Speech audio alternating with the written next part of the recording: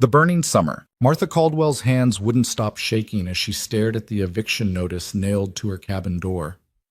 2 weeks. 14 days to save the ranch her husband died building, or lose everything: the land, the home, her children's future. Behind her, 5-year-old Nell whimpered with hunger. 8-year-old Owen pretended he wasn't afraid. The Montana summer sun beat down mercilessly on cracked earth and dying cattle. No rain, no help, no hope. Then a lone rider appeared on the horizon, dust rising behind a pale horse, and Martha's life tilted toward either salvation or total destruction. If you're watching from anywhere in the world, drop your city in the comments below. I want to see how far Martha's story travels. And if this opening gripped you, hit that like button and settle in, because what happens next will break your heart before it puts it back together. The heat came first, not the comfortable warmth of spring sunshine or the lazy drowse of an August afternoon. This was the kind of heat that cracked the earth open, that turned green grass to brittle yellow straw, that made the horizon shimmer and dance with cruel mirages of water that didn't exist. The Montana Territory summer of 1883 arrived like a punishment, and it showed no mercy. Martha Caldwell knelt in the dust behind her cabin where the children couldn't see her, pressed her forehead against the rough-hewn logs, and finally let herself break. Just for a moment. Just long enough to feel the full weight of it. The impossible choice between feeding her children or keeping the roof over their heads, between her husband's memory and their survival, between pride and begging. The wood was hot against her skin, still radiating the day's brutal heat, even though the sun had started its descent toward the distant mountains. Inside, she could hear Nell singing softly to her corn-husk doll, that made-up song about bluebirds and summer rain. The child's voice was thin, weakened by too many meals of nothing but hard biscuits and creek water. Owen was splitting kindling. She could hear the steady thunk of the hatchet, could picture his small face set in grim determination, trying so hard to be the man of the house at 8 years old. 8 years old. The same age Thomas had been when his own father died. Martha pressed harder against the wood, welcoming the burn, the pain that was at least something she could control. She'd cried herself empty 3 months ago when they'd buried Thomas beside the creek, his body broken from the fall that shouldn't have killed him. A simple accident, his horse spooked by a rattlesnake, a thrown shoe, rough ground. He'd hit his head on a rock, and just like that, 15 years of marriage ended in a grave marked by river stones and wildflowers that had long since wilted in the heat. The ranch had been struggling even before that. 2 years of below-average rainfall, cattle prices dropping, and Thomas's stubborn refusal to borrow money from anyone, especially not from men like Silas Crow. But after the funeral, after the neighbors stopped bringing food and the condolences faded into uncomfortable silence, the reality had settled over Martha like a burial shroud. The well was dropping, the cattle were thin, the garden had burned to nothing despite her daily efforts with precious water. And the mortgage Thomas had taken out 5 years ago to expand the herd, the one he'd sworn he could pay off within 3 years, that debt had somehow transferred to Silas Crow's ledger. She didn't understand how. Thomas had borrowed from the Territorial Bank, not from Crow's private loan operation. But when she'd ridden into town 2 weeks after the funeral to inquire about payment arrangements, she'd been directed to Crow's office above the Mercantile. There, in a room that smelled of cigars and leather and something rotten underneath, Crow had shown her the paperwork. The bank had sold the debt. It was all legal, he'd assured her with a smile that never touched his eyes, all proper and recorded. The amount on the paper had stolen her breath, nearly double what Thomas had said they owed. Interest, Crow had explained, his thick fingers drumming on the mahogany desk, accumulates faster than folks realize. Your late husband, God rest him, was a proud man. Didn't like discussing his business troubles. But numbers don't lie, Mrs. Caldwell. She'd tried to negotiate, tried to explain that she just needed time, that she could make payments if he'd just extend the terms. She had cattle, not many, but some. She could sell them, could work, could find a way. Crow had leaned back in his chair, regarding her with the expression of a man examining livestock at auction. I'm a reasonable businessman, Mrs. Caldwell. I'll give you 60 days from your husband's death to settle the debt in full. That's more generous than most would offer a woman in your circumstances. 60 days. As of yesterday, she had 14 left. Martha pushed away from the cabin wall, swiped roughly at her face, and straightened her spine. She'd allowed herself this moment of weakness, this brief surrender to despair. Now she had to be strong again. Had to figure out what came next. She walked around to the front of the cabin, squinting against the lowering sun. The ranch spread before her in all its sun-scorched misery. The sagging barn that needed new shingles, the corral fence with 3 posts leaning at dangerous angles, the chicken coop she'd tried to repair with scrap wood and hope. Beyond that, the pasture where 24 cattle grazed on grass so sparse you could count the blades. Thomas had once run 60 head on this land. Now she'd be lucky to get enough for the remaining animals to cover a month's worth of food. The creek still ran, though barely. A thin silver thread winding through the property, fed by snowmelt from mountains that seemed impossibly distant in the heat haze. It was the creek that had made Thomas fall in love with this land 7 years ago, when they'd left Ohio seeking a fresh start in the territories. Good water, good grass, room to grow, he'd said, his eyes bright with dreams. We'll build something here, Martha, something that lasts. She'd believed him. She'd believed in him, in the dream, in the idea that hard work and determination could conquer anything. The sun caught something on the cabin door, and Martha's stomach clenched. The notice. She'd torn it down this morning, crumpled it in her fist, thrown it in the stove, but she couldn't burn away the words, couldn't erase the deadline. Final notice. Payment in full required. Failure to comply will result in seizure of property and assets. Mama? She turned to find Owen standing in the doorway, the hatchet still in his hand, his face streaked with dirt and sweat. He looked so much like Thomas, the same dark hair that wouldn't lie flat, the same serious brown eyes, the same stubborn set to his jaw. But where Thomas had carried confidence, Owen carried fear poorly disguised as bravado. What is it, sweetheart? We're almost out of kindling, and I think maybe we shouldn't use so much wood, for cooking, I mean. He ducked his head, embarrassed. It's hot anyway. We don't need hot food. Martha's heart cracked a little more.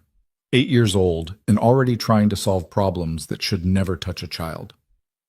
We'll manage the wood, she said gently. You've done good work today. Why don't you wash up for supper? What are we having? The question hung in the air between them, heavy with unspoken understanding. They both knew there wasn't much, some cornmeal, a few eggs if the chickens had laid, though the heat had them off their schedule, some wild onions she'd dug up yesterday. Something good, Martha lied. Go on now. Owen nodded and disappeared back inside. Martha heard him talking to Nell, his voice taking on an artificial brightness that twisted like a knife in her chest.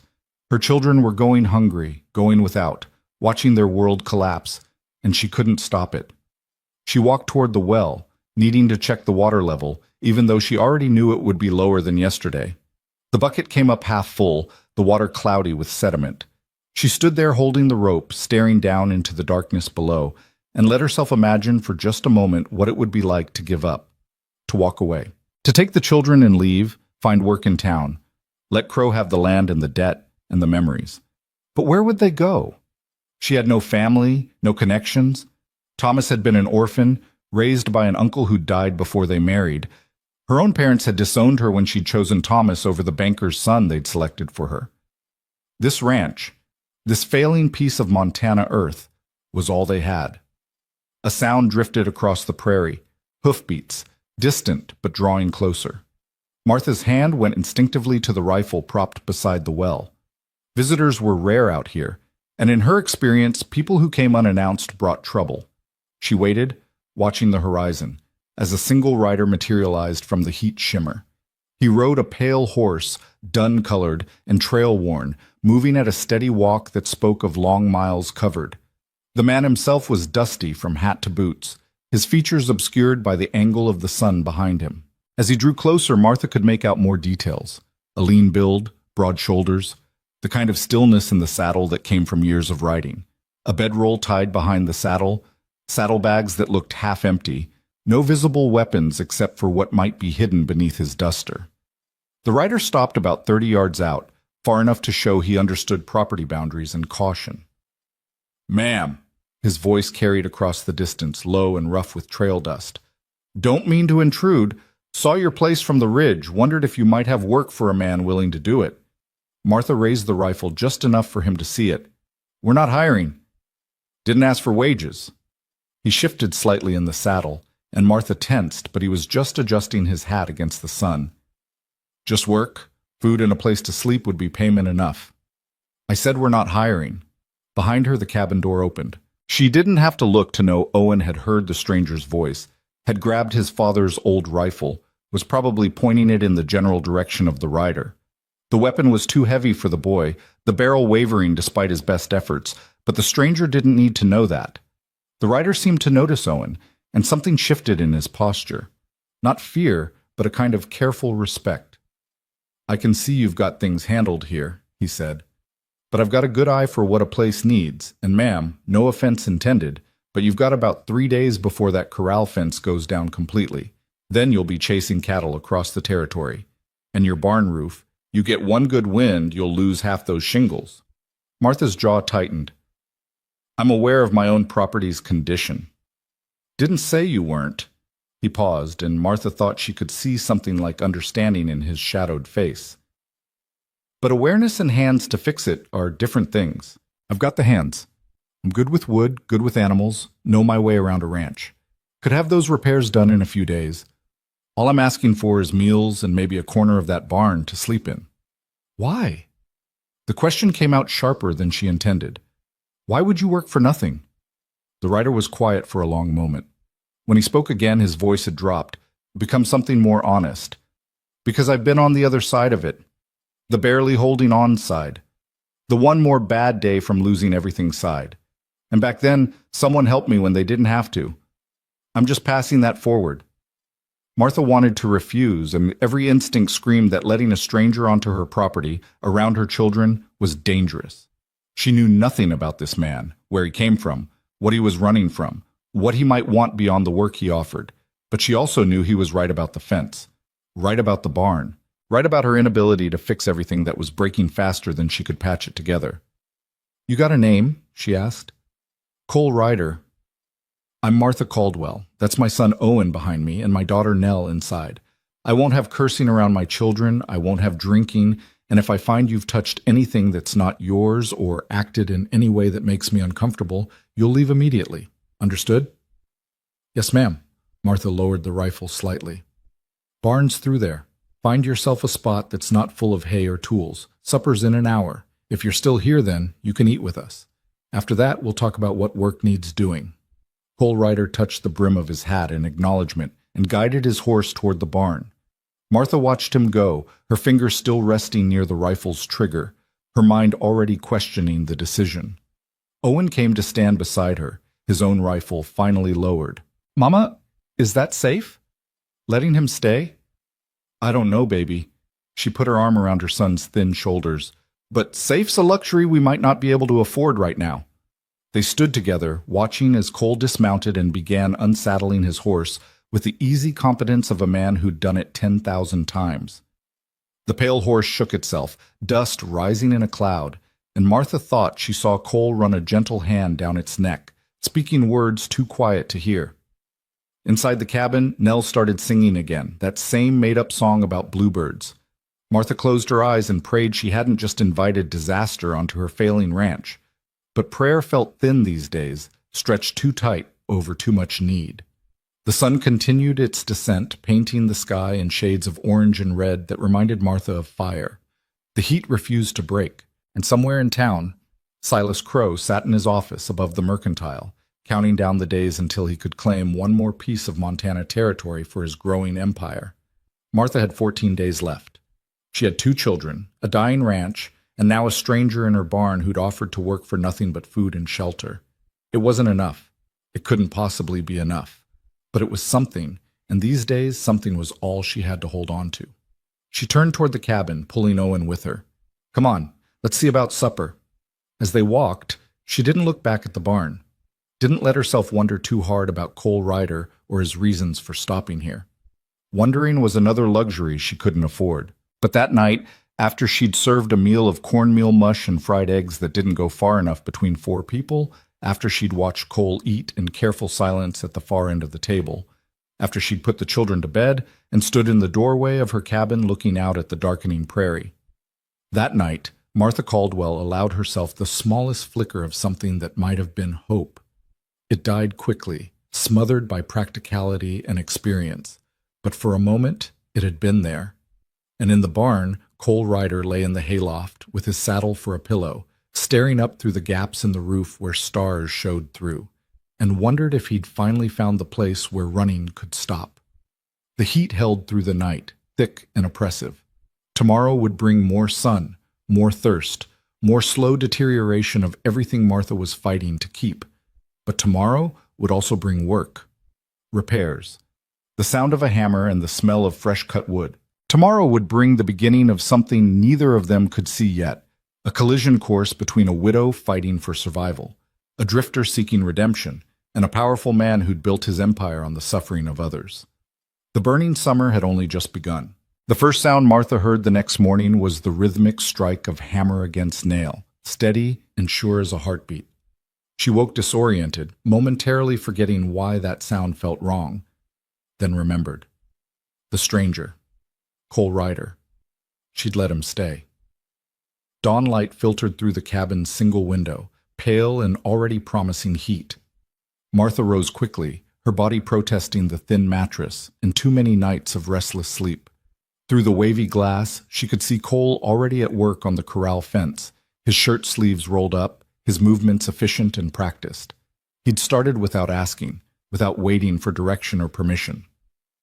Martha wasn't sure if that irritated her or relieved her. She dressed quickly, splashed water on her face from the basin, and braided her hair with fingers that knew the pattern by memory. In the other room, the children still slept. Owen sprawled across his narrow bed, Nell curled tight with her corn-husk doll. Martha let them rest. There'd be time enough for them to wake to another day of heat and hunger. Outside, the morning air already carried the promise of scorching temperatures. The sun hadn't fully cleared the horizon, but its approach painted the sky in shades of amber and rose. Cole worked with his back to her, driving a new post into ground that looked hard as iron.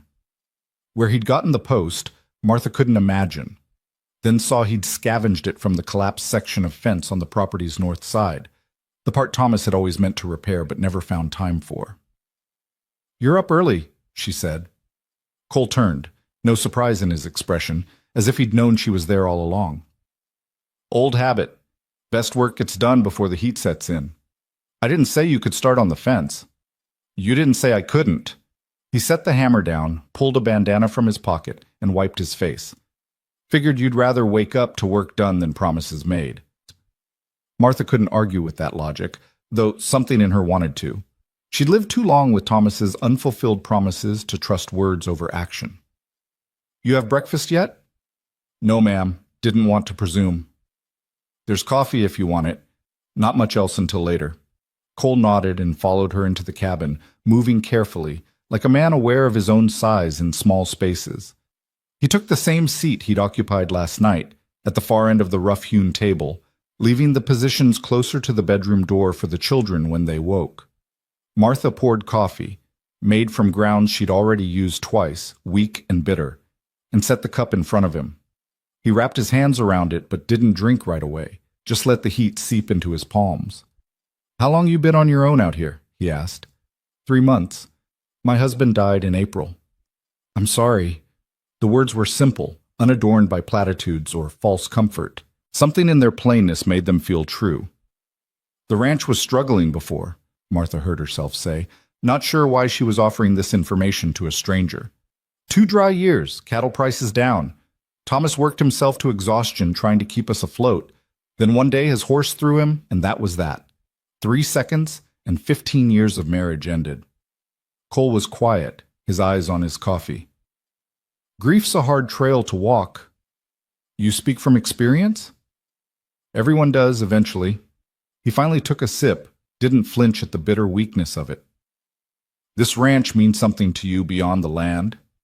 Martha looked around the cabin, at the table Thomas had built from lodgepole pine, at the rocking chair where she'd nursed both babies, at the worn floorboards that showed the path between stove and table and door. "It's the only home my children have ever known. Owen was born in that bedroom. Nell, too. Every mark on these walls is a memory. Thomas's first attempt at hanging shelves.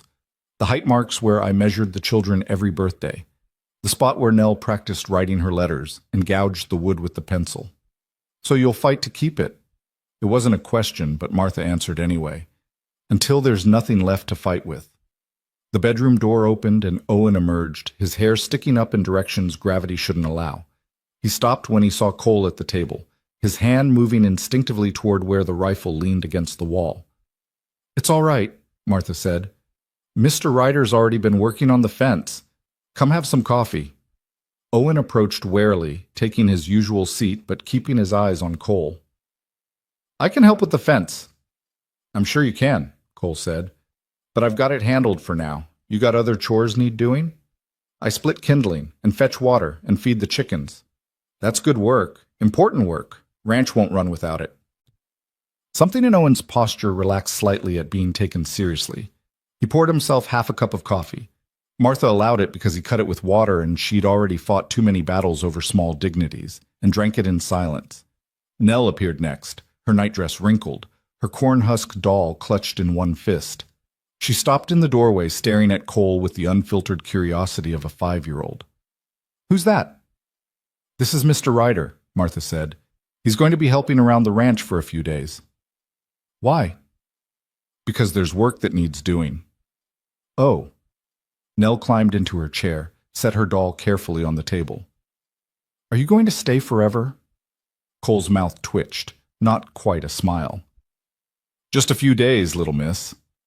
"Owen says we're going to lose the ranch. He says a bad man is going to take it away." "Nell?" Owen's face flushed red. "You weren't supposed to tell anyone that."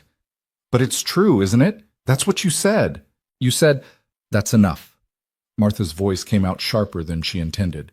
Both children fell silent, Nell's eyes filling with tears, Owen staring down at his coffee with fierce concentration. Martha took a breath, forced herself to soften. "Mr. Ryder doesn't need to hear about our private business."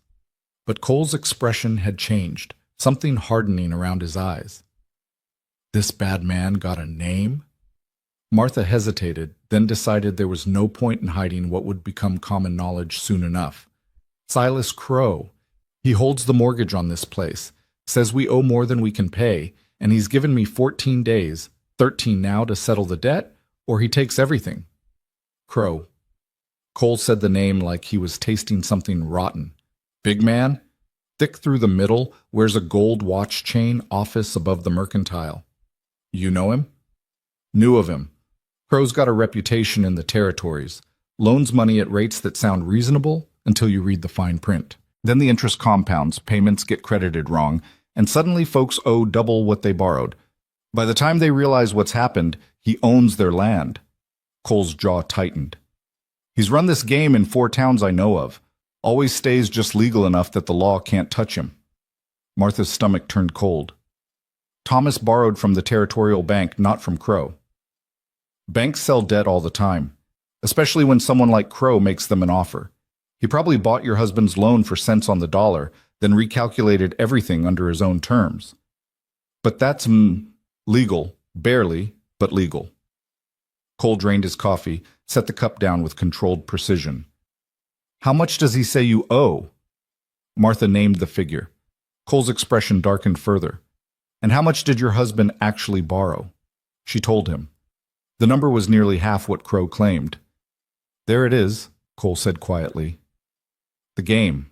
He's banking on you not understanding the paperwork, not having money for a lawyer, not having anyone to stand with you when he comes to take what's yours." "Well, he's right, isn't he?" Martha heard the bitterness in her own voice, tasted it like ash. "I don't understand the paperwork. I don't have money for a lawyer, and I certainly don't have anyone to stand with me." Owen's chair scraped back suddenly. "I'll stand with you, Mama. I'm not afraid of Mr. Crow." The boy's voice shook despite the brave words, and Martha's heart broke a little more. "I know you would, baby, but this isn't your fight. Your ranch, your family, makes it your fight." Cole stood, carried his cup to the basin. "With your permission, Mrs. Caldwell, I'd like to ride into town later. Take a look at the papers Crow showed you, if you've got copies. I'm no lawyer, but I've seen enough of these schemes to know what to look for." Why would you do that? Cole turned, and for the first time since he'd arrived, Martha saw something raw in his face, something old and unhealed. Because I couldn't help the last widow who got caught in Crow's trap. She lost her ranch, lost everything. Last I heard, she and her kids were living in a boarding house in Helena, working whatever jobs they could find. Her youngest was about Nell's age. He looked at Nell, who was watching him with wide eyes. I won't watch that happen again, if I can help it. The cabin fell silent except for the tick of the clock on the mantel, Thomas's grandfather's clock, one of the few valuable things they owned. Martha studied Cole's face, searching for deception or hidden motive. She found only a kind of weary determination. The papers are in the bureau, she said finally. I'll get them. She returned with a folder of documents she barely understood, loan agreements, payment schedules, transfer notices, all dense with legal language that might as well have been written in a foreign tongue. Cole took them carefully, spread them on the table, and began reading with focused attention. Owen hovered nearby, trying to read over Cole's shoulder. Nell had lost interest and was singing to her doll again, something about butterflies and sunshine. Martha busied herself with the morning routine, stoking the stove, checking the water bucket, inventorying their meager supplies, while Cole worked his way through the papers. When he finally looked up, his expression was grim. It's worse than I thought. Martha's hand stilled on the flour sack. How? The interest rate changed 3 times in the first year. Each time it's noted in the fine print, but it's buried under other language. And the payment schedule. Crow's got you credited for less than half what your husband actually paid. See here? He pointed to a column of numbers. This shows 12 payments of $20 each, but the credited amount only shows $90 total. That doesn't make sense. It does if you're trying to trap someone in permanent debt. Every payment gets partially credited as administrative fees or late charges even when they were on time. It's legal robbery, Mrs. Caldwell, the kind that happens with a pen instead of a gun. Martha sank into her chair, the strength going out of her legs. So there's nothing I can do. I didn't say that. Cole gathered the papers back into a neat stack. I said it's worse than I thought, but there's always something you can do. First thing is, we need to get these papers to someone who can actually read law. There's a circuit judge who comes through Helena, Judge Morrison. He's got a reputation for fairness, and he doesn't like men who prey on widows. Helena's 2 days' ride. I can't leave the children that long, and I can't take them with me in this heat. I'll go. You? Martha stared at him. You've been here 1 day. Why would you? Because it needs doing, and I can do it. Cole's voice was level, factual. I know the judge, worked on his brother's ranch 5 years back. He'll see me, and he'll look at these papers if I ask him to. I can't pay you for that kind of time away. Didn't ask you to. I said I'd work for food and shelter. This is part of the work. Owen stepped closer to the table. But the fence? And the barn roof. If you go to Helena, that won't get fixed. No, Cole agreed. But if your mama loses the ranch, it won't matter if the fence is fixed or not. First things first, we stop Crow from stealing your home. Then we worry about repairs. Martha looked down at her hands, work-worn and calloused, trembling slightly despite her best efforts to steady them. A stranger was offering to ride 2 days to help her fight a man he barely knew, to save a ranch that wasn't his, to protect children who weren't his responsibility. It made no sense. People didn't do things like this without wanting something in return. What do you want? She asked quietly. Really? Cole was silent for a long moment. When he spoke, his voice had dropped even lower, barely above a whisper. I want to sleep at night without seeing a woman's face, without hearing her kids crying, without knowing I rode away when I could have stayed and fought. He met Martha's eyes directly. I want to do better this time. That's all. The clock ticked. Nell sang. Owen held his breath. Martha made her decision. You can take the papers, but I'm coming with you. Mrs. Caldwell, it's my ranch, my debt, my fight. You said so yourself. She stood, resolve hardening in her chest. Owen's old enough to manage things for a day. We'll leave before dawn tomorrow, ride hard, be back by nightfall the day after. It's risky, but everything's risky now. Mama, I don't want you to go. Nell's voice was small, frightened. Martha knelt beside her daughter's chair, smoothed the child's tangled hair. I know, baby girl. But sometimes we have to do scary things to protect what matters. You and Owen will be just fine. You'll stay together, keep the doors locked, and your brother will take care of you. Right, Owen? Owen straightened, trying to look older than his 8 years. Right. I can handle it. I know you can. Martha kissed Nell's forehead, then stood and faced Cole. We leave at first light. That gives you the rest of today to show Owen what needs doing while we're gone. Cole nodded slowly. Yes, ma'am. They spent the remainder of the morning in careful preparation. Cole showed Owen how to check the water level in the well, how to ration feed for the chickens, how to watch the cattle for signs of distress in the heat. He spoke to the boy like an equal, never condescending, always patient when Owen asked questions. Martha packed what little food they could spare for the journey. Hard biscuits, dried beef that was more leather than meat, a precious half-wheel of cheese she'd been saving. She filled canteens with well water, checked the saddle on her mare, and tried not to think about all the ways this could go wrong. By midday, the heat had become oppressive. Cole worked through it anyway, reinforcing the corral fence with a determination that spoke of promises made to himself. Martha watched him from the cabin window while she mended Owen's spare shirt, watched the way he moved, economical, purposeful, never wasting energy on unnecessary flourishes. Mama? Nell appeared at her elbow, doll in hand. Is Mr. Ryder going to be my new papa? Martha's needle slipped, pricked her finger. She sucked the blood away and chose her words carefully. No, baby, Mr. Ryder is just helping us for a little while. But he's nice, and he's strong, and Papa's gone. I know Papa's gone. Martha set the mending aside, pulled Nell into her lap. But people don't just become new papas because they're nice and strong. That's not how it works. How does it work? How did it work?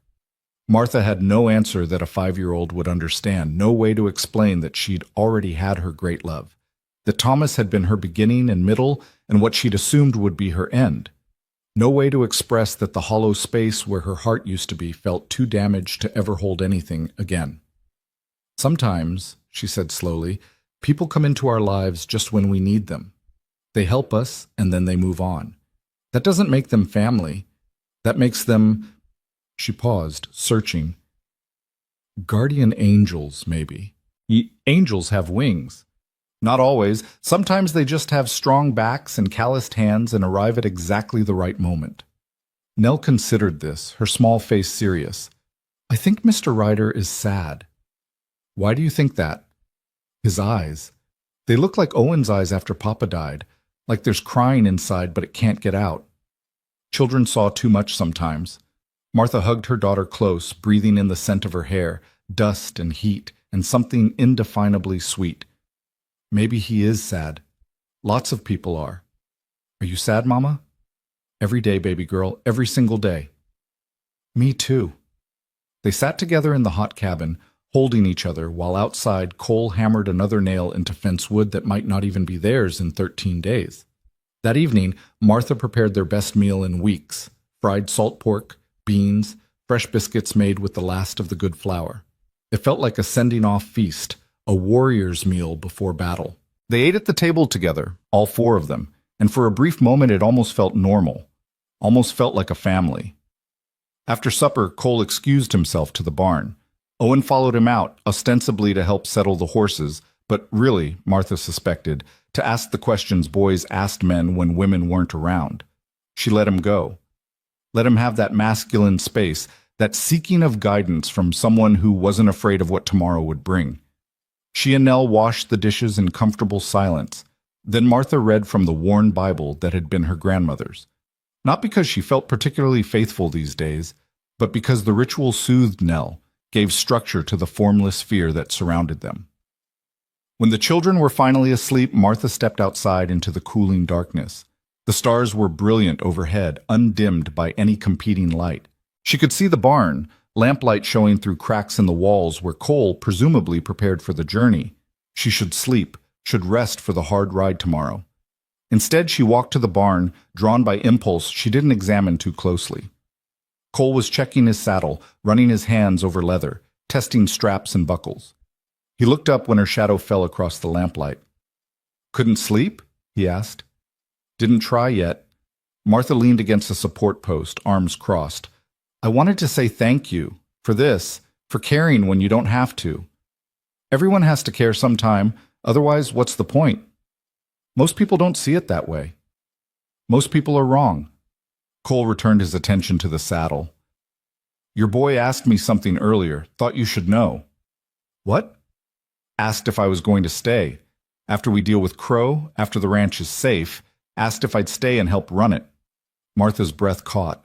What did you tell him? Told him I'm a drifter, not the staying kind. Told him he's going to be the man of this ranch, so he'd better learn everything he can while I'm here. Cole's hand stilled on the leather.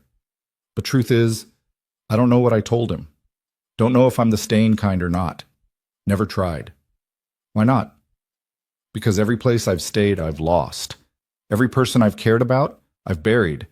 After a while, it's easier to keep moving. Can't lose what you don't have. Martha understood that. Understood it in her bones. Except you can't live that way forever. No. Cole looked at her then, really looked at her, and Martha felt something shift in the air between them.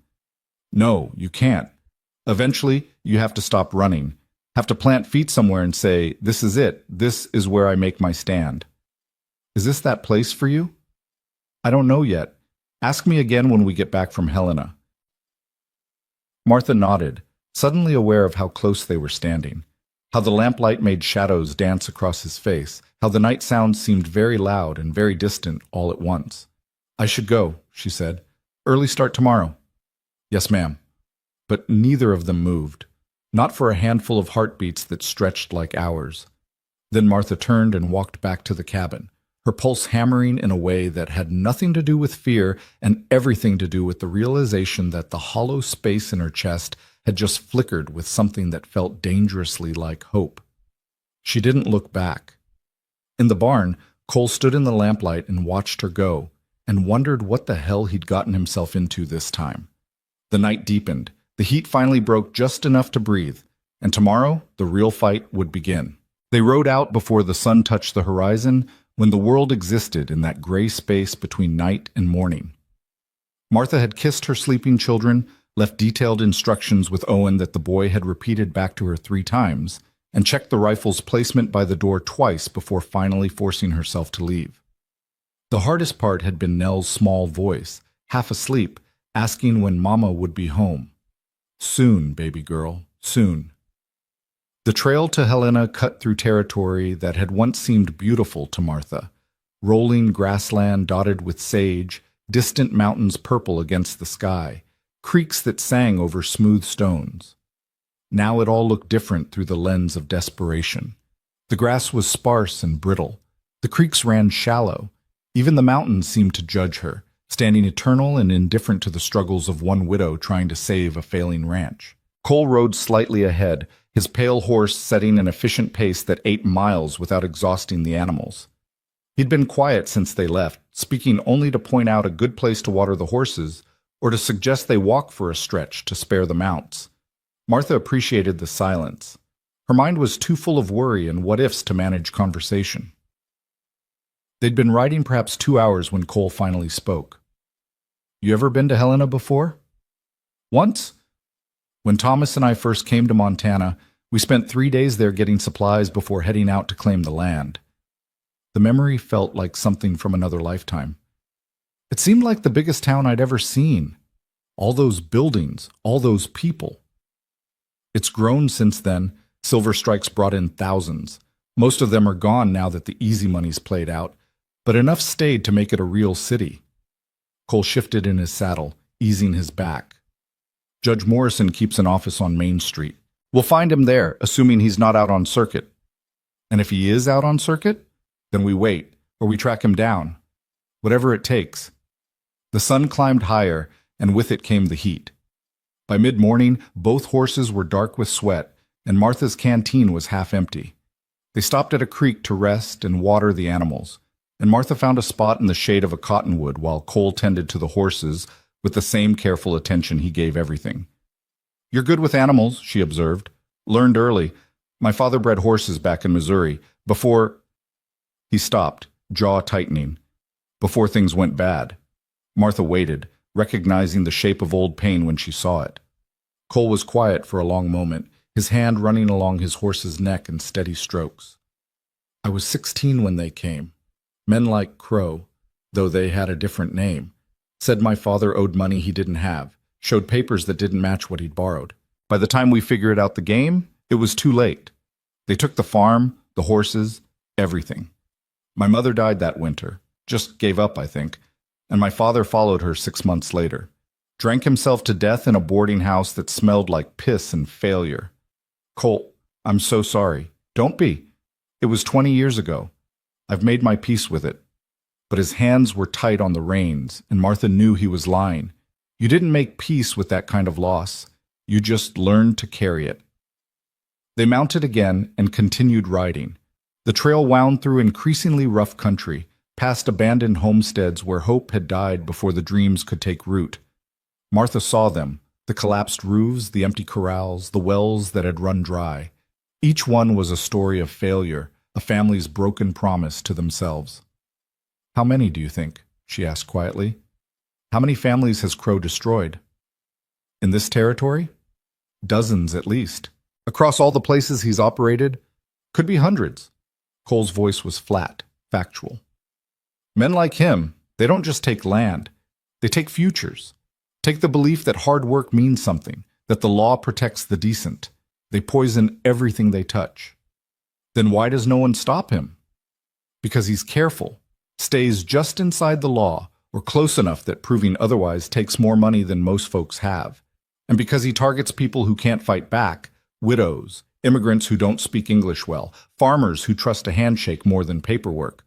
By the time they understand what's happened, they're already broken. Martha's mare stumbled slightly, caught herself. Martha tightened her grip, her mind churning. You said you couldn't help the last widow, the one with children Nell's age. Mary Henderson. Her husband died in a mining accident. Crow bought her debt 3 weeks later, had her off the land in 2 months. Cole's voice went quieter. I was working on a ranch nearby. Heard about it, rode over to see if I could help. But I was too late. She'd already signed everything away, didn't understand what she was signing. Her youngest daughter, little thing named Sarah, she gave me a drawing she'd made. Horses running across a field. Said it was for helping, even though I hadn't helped at all. You still have it? Carried it for 3 years. Lost it crossing a river in a storm. He paused. Felt like losing her all over again. They rode on. The sun climbed toward its zenith, brutal and unforgiving. Martha's thoughts kept circling back to her children, alone at the ranch, trusting her to come back with salvation. Owen trying to be strong. Nell singing to her doll to keep the fear away. What if this didn't work? What if Judge Morrison couldn't help, or wouldn't help, or had been bought by Crow like so many others? Stop, Cole said suddenly. Martha pulled up. What? You're thinking yourself into circles. I can see it from here. Whatever you're worrying about, it won't help anything. I can't just stop worrying. No, but you can decide whether the worry serves you or just wears you down. Cole gestured at the trail ahead. We've got another 6 hours of riding. You can spend it eating yourself alive with what-ifs, or you can save your strength for the fight ahead. Your choice. Martha wanted to argue, wanted to defend her right to worry about her children, her ranch, her entire crumbling world. But Cole was right. The worry changed nothing. It just made the miles feel longer. Tell me about Judge Morrison, she said instead. Cole's shoulders relaxed slightly. Jeremiah Morrison, originally from Kentucky, came west after the war. Saw too much corruption back east, wanted to start fresh where the law still meant something. He's tough but fair, doesn't care about money or influence, just cares about right and wrong. Sounds too good to be true. He's got his flaws, drinks too much sometimes, has a temper when someone wastes his time. But when it comes to men like Crow, he's relentless. Saw him tear apart a land scheme in Silver Bow County 3 years back. 5 men went to prison, 24 families got their property back. So there's hope. There's always hope. Question is whether you can hold on to it long enough for it to matter. They stopped twice more to rest the horses, eating their meager supplies in the shade of rock outcroppings that provided brief respite from the sun. Each time they mounted again, Martha's body protested a little more. She hadn't ridden this long or this hard in years, and every muscle screamed its complaint. But she didn't complain. Didn't ask to slow down or stop early. Thomas had taught her that some things required pushing through pain, and this was one of them. The afternoon shadows were lengthening when Helena finally appeared in the distance. A sprawl of buildings clustered in a valley, smoke from 100 chimneys smudging the sky. It looked bigger than Martha remembered, more permanent, as if in the years since she'd been here the town had decided to stop being temporary and become real. They rode down the main street as evening approached, past saloons already full of miners and gamblers, past the assay office and the bank, and the general store with its windows full of goods Martha couldn't afford. People stared at them, a dusty woman and a trail-worn man on tired horses. But no one spoke. In a town like Helena, strangers were too common to merit conversation. Cole led them to a modest hotel on a side street, helped Martha dismount, and handed coins to a boy to stable their horses. Inside, the proprietor, a thin woman with suspicious eyes, took Cole's money for 2 rooms without comment, handed over keys, and returned to her ledger book. Martha's room was small and spare. A narrow bed, a washstand, a window overlooking the alley. She sank onto the bed, every bone aching, and allowed herself exactly 30 seconds of complete exhaustion. Then she forced herself up, washed her face and hands with tepid water from the pitcher, and tried to make herself presentable. A knock at her door, Cole's voice. "Morrison's office is still open, if you're ready." She was ready. She would never be ready. Both were true at once. Judge Morrison's office occupied the 2nd floor of a building that also housed a lawyer and a dentist. The stairs creaked under their boots, and the hallway smelled of paper and lamp oil and something medicinal from the dentist's rooms. A painted sign read, "Honorable Jeremiah Morrison, District Judge. Office hours by appointment." Cole knocked anyway. "It's open," came a voice from inside, rough with tobacco and time. The office was cramped and chaotic, stacks of papers on every surface, law books jammed into shelves built for half as many, a desk buried under documents and correspondence. Behind it sat a man in his 60s, gray-bearded and heavy through the middle, his vest unbuttoned and his collar loose. He looked up from the brief he was reading, and his eyes sharpened with recognition. "Cole Ryder, I'll be damned." "Judge Morrison." Cole removed his hat. "Thank you for seeing us." "Didn't say I'd see you, said the door was open." But Morrison was already rising, extending a hand that Cole shook firmly. "What brings you to Helena? Last I heard you were working ranches down in Wyoming." "Was. This is Mrs. Martha Caldwell. She needs your help with a matter of considerable urgency." Morrison's gaze shifted to Martha, assessing her with the shrewd attention of a man who'd spent decades judging character. "Mrs. Caldwell, please sit, both of you." He cleared papers from 2 chairs, revealing seats that had seen better decades. "Now then, what's the nature of this urgent matter?" Martha opened her mouth, found her throat tight with emotion, and had to swallow twice before words would come. "Silas Crow is trying to steal my ranch."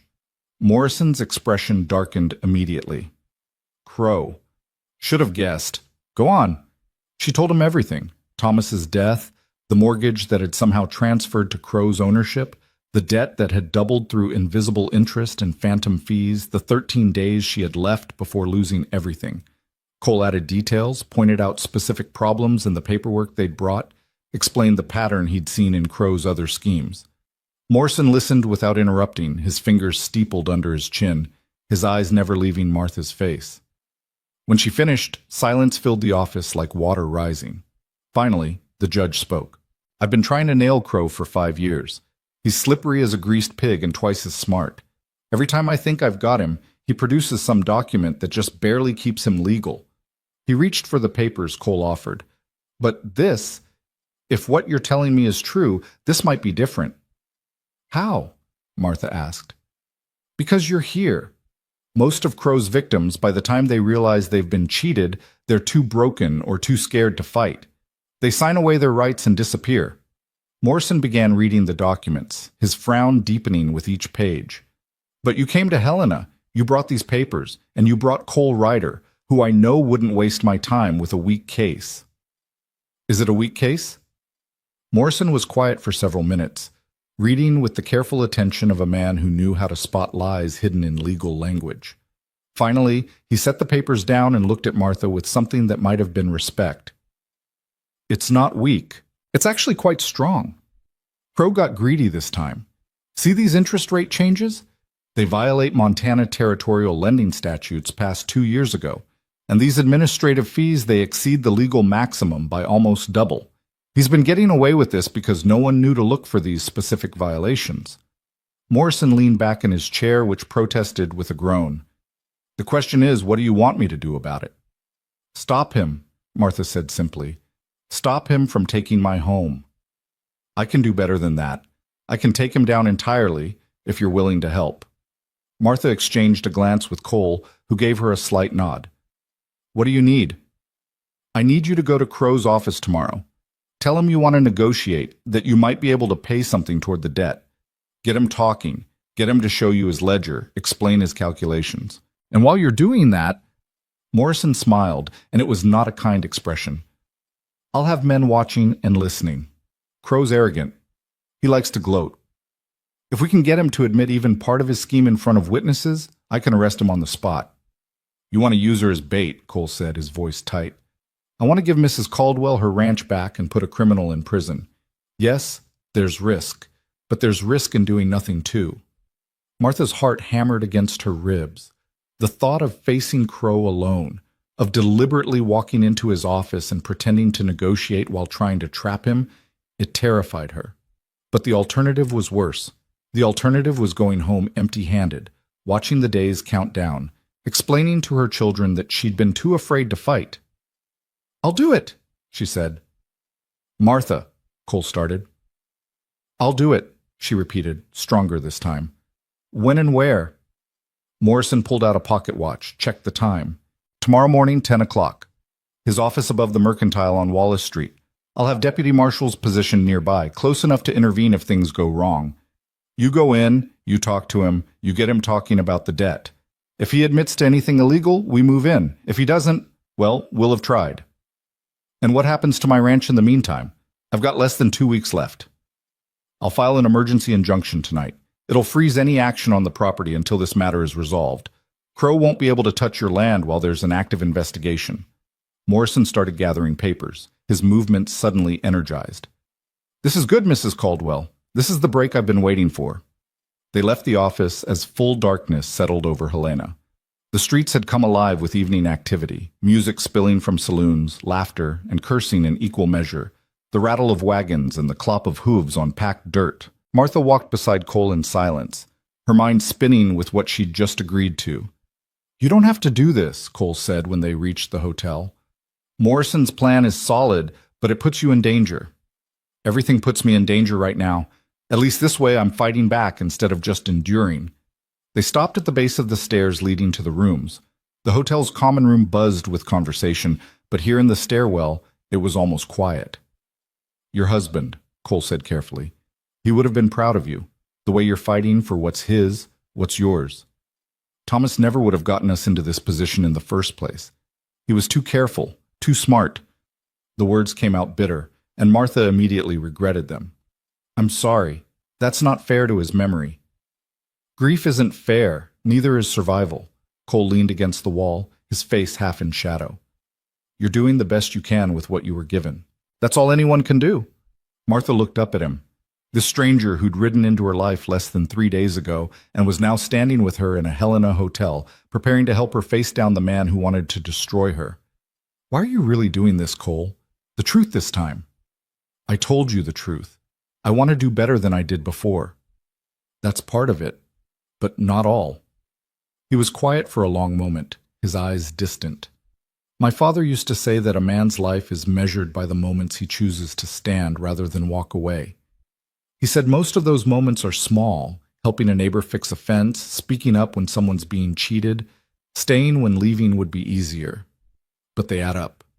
They become who you are. Cole's jaw tightened. I've walked away from too many moments. Maybe this is me trying to become someone worth being. Something in Martha's chest loosened just slightly. You already are, you know, worth being. I'm not sure I believe that, but I appreciate you saying it.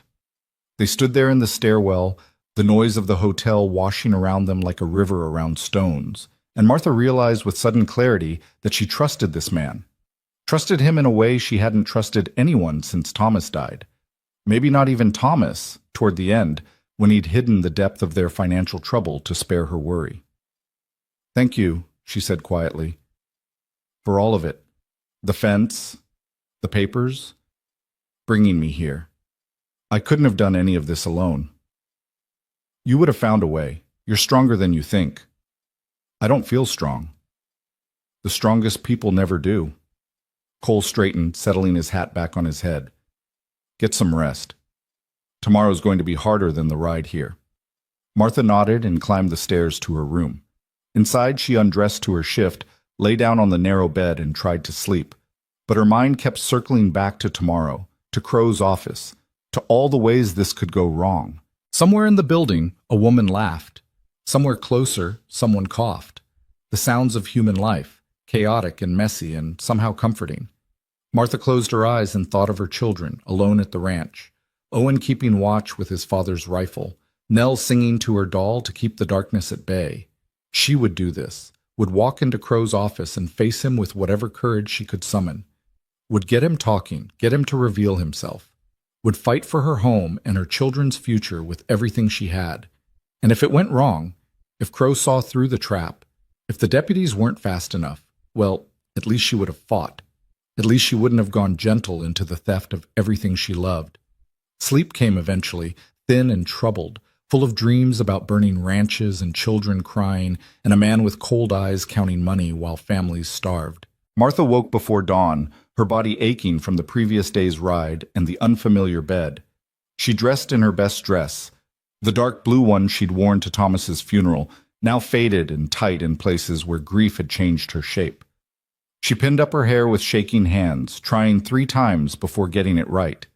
Cole was waiting in the hotel's dining room, 2 cups of coffee and some bread on the table. He stood when she entered, his face grave. "Sleep at all?" he asked. "Some. You?" "Enough." He gestured to the chair across from him. "Eat something. You'll need your strength." The bread was hard and the coffee was bitter, but Martha forced both down. Her stomach churned with nerves, but she knew Cole was right. Whatever happened in the next few hours, she needed to be sharp, focused. They walked to Crow's office through streets still waking up, past shopkeepers opening shutters and sweeping stoops. The Mercantile stood on Wallace Street, a 3-story brick building that dominated the block. Martha had been here before, that terrible day when she'd first learned the true size of her debt. The memory made her steps falter. Cole touched her elbow lightly. "You can still back out. No shame in it." "Yes, there is. If I back out now, I'll never forgive myself." Martha straightened her spine, lifted her chin. "I'm ready. Remember what Morrison said. Get him talking.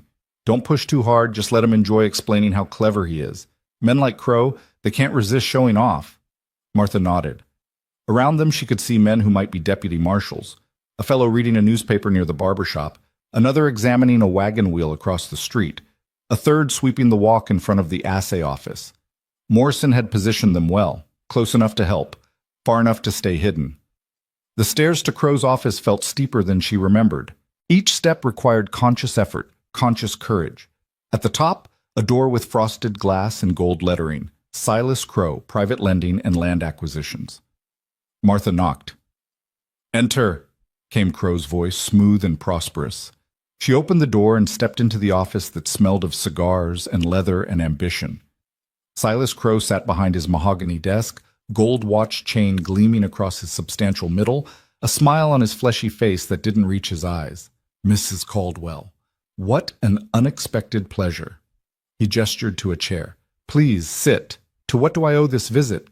Martha sat, folded her hands in her lap to hide their trembling. "I've come to discuss my debt, to see if we might reach some arrangement." Crow's smile widened. "I'm always willing to discuss reasonable arrangements with my clients. Always." And somewhere outside, hidden among the morning crowds, Cole Ryder watched the office window and prayed that Martha Caldwell was as strong as he believed her to be. The trap was set.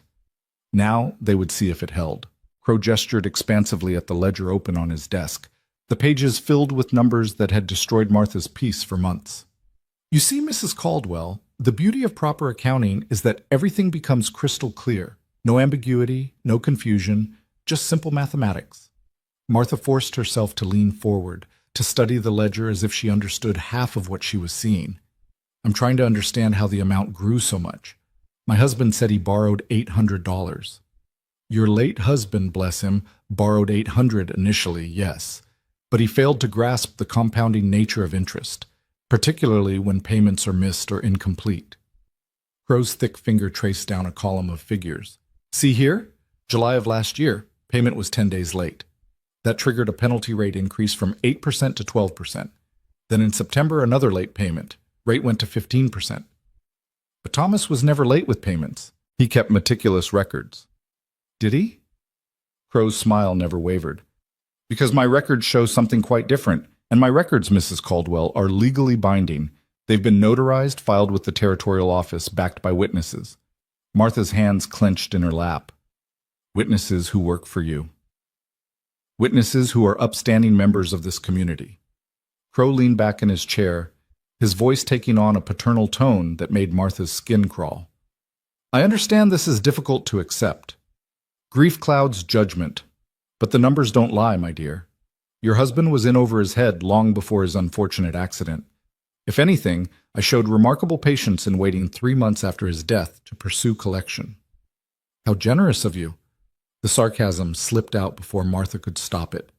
Crow's eyes narrowed slightly, though his smile remained fixed. I am generous, actually. More generous than most in my position would be, which is why I'm willing to entertain this conversation at all. He closed the ledger with deliberate care. Now, you mentioned seeking an arrangement. What did you have in mind? This was it, the moment Judge Morrison had coached her for. Get him talking, get him confident, get him to reveal the scheme in his own words. Martha took a careful breath. I have some cattle left. Not many, but they'd bring in something. And I could sell personal items, furniture, tools. If I could get an extension, maybe 6 months, I could raise enough to make a substantial payment. 6 months. Crow shook his head sadly.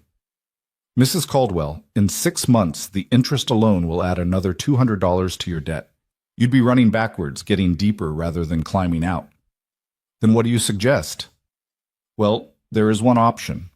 Crow pulled a different set of papers from his desk drawer.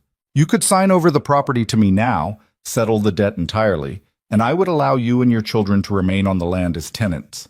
You'd pay a very reasonable monthly rent, say $40, and you'd be free of this crushing burden. No more sleepless nights worrying about payments and deadlines. Martha stared at the papers, her heart pounding. You want me to give you my ranch and then pay you rent to live in my own home? Technically, it would be my home at that point, but yes, essentially. Crow's voice was honey smooth, reasonable. Think of it as a fresh start. You'd have security, stability. Your children would have a roof over their heads, and you'd be free of debt. Free of everything my husband worked for, everything he died building. Sentiment won't feed your children, Mrs. Caldwell. Crow's tone hardened slightly. I'm offering you a lifeline here. Most people in your situation end up with nothing. At least this way, you keep your home, even if you don't own it. For how long? Until you decide the rent should be $60? $80? Until one missed payment and you throw us out anyway. Crow's smile finally faltered. I don't appreciate the implication that I would act dishonorably. And I don't appreciate being robbed in broad daylight with a smile and a handshake. Martha stood, anger overriding fear. My husband paid you faithfully for 5 years, every payment on time, every dollar accounted for. But somehow your ledger shows something different. How does that work, Mr. Crow? How do honest payments disappear? Sit down, Mrs. Caldwell. The paternal tone was gone, replaced by something cold and hard. You're upset, I understand, but you're also making serious accusations that could land you in legal trouble. I'm already in legal trouble. You made sure of that. Crow stood as well, his bulk making the office feel smaller. Let me explain something to you. I bought your husband's debt legally. I've administered it according to the terms spelled out in legally binding documents. If you don't like those terms, perhaps your husband should have read more carefully before signing, but that's not my problem. That's yours. You changed the terms after he was dead. I enforce provisions that were always present. The fact that your husband didn't understand them doesn't make them invalid.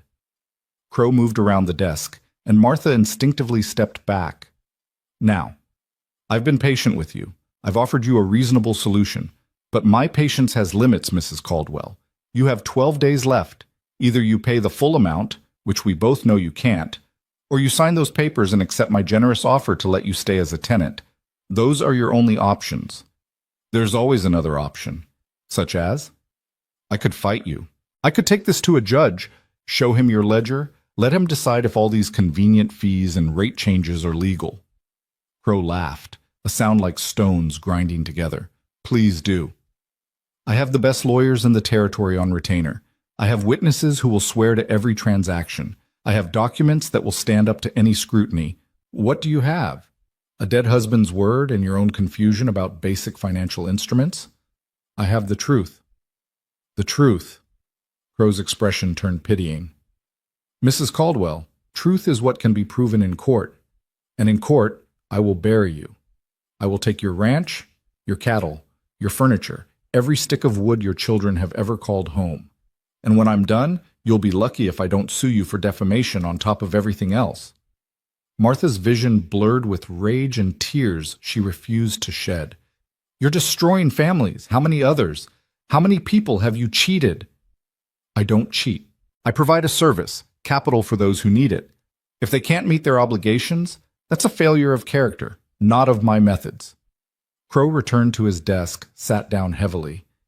Now, I've wasted enough time on this conversation. You have 12 days, Mrs. Caldwell. Use them wisely. And I'd suggest you consider my offer very seriously because it's the best you're going to get. I'd rather burn the ranch to the ground than let you have it. That would be destruction of collateral and would constitute criminal behavior. I wouldn't recommend it. Crow opened his ledger again, dismissing her. Good day, Mrs. Caldwell. See yourself out. Martha stood frozen, her entire body shaking with fury and helplessness. She'd gotten him talking, but had she gotten enough? Had the deputies heard? Would Morrison consider this sufficient evidence?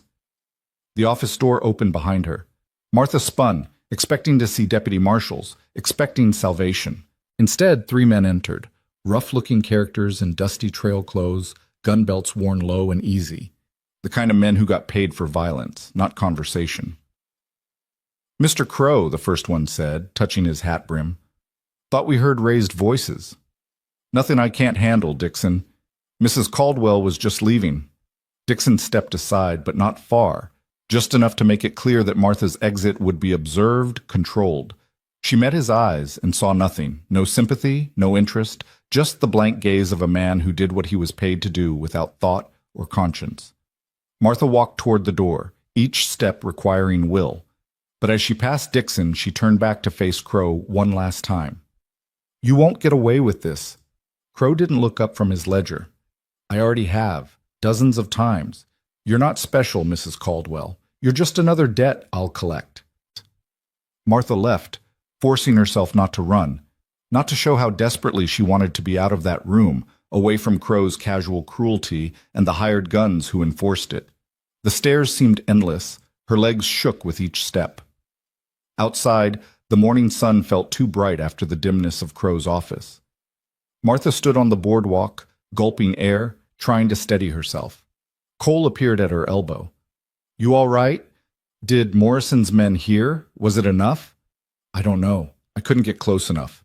Cole's jaw was tight. I saw those 3 go in, Crow's security. They weren't there when you entered. He called them. Martha's voice shook. Once I started pushing back, once I accused him of fraud, he called his dogs. A man approached from across the street. One of the deputies Martha had spotted earlier, still carrying his newspaper. He walked past them, his voice low. Judge Morrison wants to see you. His office. Now. They walked quickly through Helena's waking streets, neither speaking. Martha's mind spun with fragments of the conversation, trying to remember exactly what Crow had said, which admissions might qualify as evidence. He'd been so careful, so practiced at staying just on the right side of legal language while making his intentions clear. Morrison's office door stood open. The judge sat behind his desk, a deputy marshal standing beside him, a tall, lean man with a badge pinned to his vest and a face carved from granite. "Mrs. Caldwell, Cole, please close the door." Morrison's expression was grim. "This is Deputy Marshal Warren." He was positioned in the office below Crow's, listening through the floorboards. "Did you hear enough?" Martha asked, her voice tight with desperate hope. Warren shook his head. "We heard the conversation, but nothing Crow said was explicitly illegal. He offered you a tenancy arrangement, which is perfectly legal. He claimed his records were accurate and legally filed, which may or may not be true, but isn't provable from conversation alone. He threatened legal action if you defamed him, which is his right. He as good as admitted to fraud. He admitted to being a hard businessman. That's not a crime." Warren's voice was sympathetic but firm. "I'm sorry, Mrs. Caldwell. I know what he's doing. Judge Morrison knows.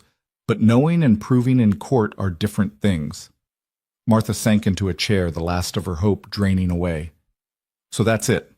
We tried, and it wasn't enough." Morrison leaned forward, his hands flat on the desk. "It's not over. We didn't get what we needed from the conversation, but we're not done fighting. Warren, tell her." The deputy marshal's expression shifted slightly. "While you were in Crow's office, we executed a search warrant on his private files. Based on your complaint and the irregularities you pointed out in your documents, Judge Morrison issued the warrant this morning." Martha's head snapped up. And we found a ledger. A different ledger from the ones he shows clients. This one has the real numbers. What people actually borrowed, what they actually paid, how much Crow has been skimming off each transaction." Warren pulled a slim leather-bound book from his coat. "It's all here. Not just your case, but 47 others across 3 territories. Names, dates, amounts. Proof of systematic fraud going back 8 years. Martha couldn't speak, couldn't process what she was hearing. Morrison's smile was wolfish. Crow kept records of his crimes. Detailed records. Probably thought he was being clever, keeping track of his profits.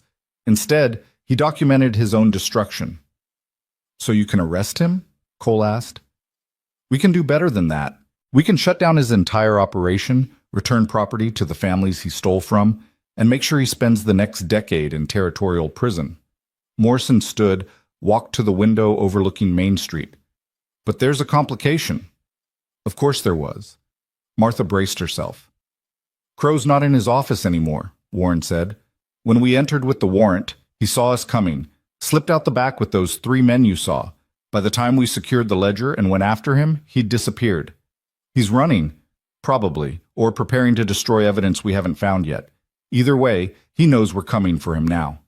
Cole's hand moved to his gun belt, a gesture so unconscious Martha knew it was pure instinct. "Where would he go?" "If he's smart, out of the territory entirely. Montana to Wyoming, Wyoming to Dakota. He could disappear into a dozen places where we have no jurisdiction." Warren looked at Morrison. "We've got men watching the stage depot, the rail station, the main roads. But if he goes cross-country, we might lose him." "He won't leave," Martha said suddenly. Everyone turned to look at her. "He won't run. Not yet." "What makes you say that?" Morrison asked. "Because he still has 12 days on my debt, and 46 other debts probably coming due around the same time. If he runs now, he loses all that property, all that money. Men like Crow, they don't walk away from profit." Martha stood, certainty hardening in her chest. "He'll try to force through the seizures before you can stop him. He'll come for the ranches while he still legally can." Warren and Morrison exchanged glances. "She might be right," the deputy marshal said. "If Crow can get the property signed over in the next few days, the transfers would be legal even if he's arrested afterward. He'd still own them, even from prison, could sell them through proxies. He'll come for my ranch." Martha's voice was steady now, clear. "It's close, it's vulnerable, and he already has men in place. He'll send them tonight, maybe tomorrow. Force me to sign, force me off the land." "Then we'll be waiting for him." Morrison's eyes gleamed. "Mrs. Caldwell, I'm going to deputize you and Cole. You'll ride back to your ranch with a full complement of deputy marshals. When Crow's men show up, and they will show up, we'll arrest them for intimidation, trespassing, attempted extortion, and that will give us leverage to find Crow himself." Martha thought of her children, alone at the ranch for 2 days now. thought of Crow's hired guns riding toward them with violence in mind. How soon can we leave? Within the hour. I'll have 6 men ready to ride with you. Good men. Experienced. Morrison pulled out a pocket watch. You should be back at your ranch by tomorrow morning if you push hard. We'll push hard. Cole's voice was flat, final. And when Crow's men come, we'll be ready. They left Morrison's office in a flurry of preparation, gathering supplies, checking weapons, organizing the deputy marshals who would ride with them. Martha barely had time to think, which was probably for the best. If she let herself dwell on what they were riding into, fear might paralyze her. The ride back was brutal. They pushed the horses harder than was wise, stopping only briefly to water the animals and grab moments of rest. The 6 deputy marshals rode in tight formation, 3 ahead, 3 behind, protecting Martha and Cole in the middle. They were professional men, quiet and efficient, checking their weapons with the ease of long practice. Night fell, and they rode on. The moon was 3/4 full, providing enough light to navigate by. Martha swayed in her saddle, exhaustion pulling at her like hands dragging her down. Cole rode beside her, silent and watchful, his hand never far from his rifle. Somewhere past midnight, they stopped at a creek to rest the horses. Martha dismounted on legs that barely held her, stumbled to the water's edge, and splashed her face. The cold shocked her back to alertness. Cole appeared beside her, offering a canteen of coffee one of the deputies had brought. Drink, you'll need it. Martha drank, the bitter liquid burning down her throat. How much farther? 4 hours, maybe 5. We'll be there before dawn. And then? Then we wait. Make the ranch look normal, like nothing's changed. When Crow's men come, we let them show their hand, make their threats, commit their crimes, and then we take them. And if they hurt my children before we can stop them? Cole's expression went hard. That won't happen. I won't let it. You can't promise that.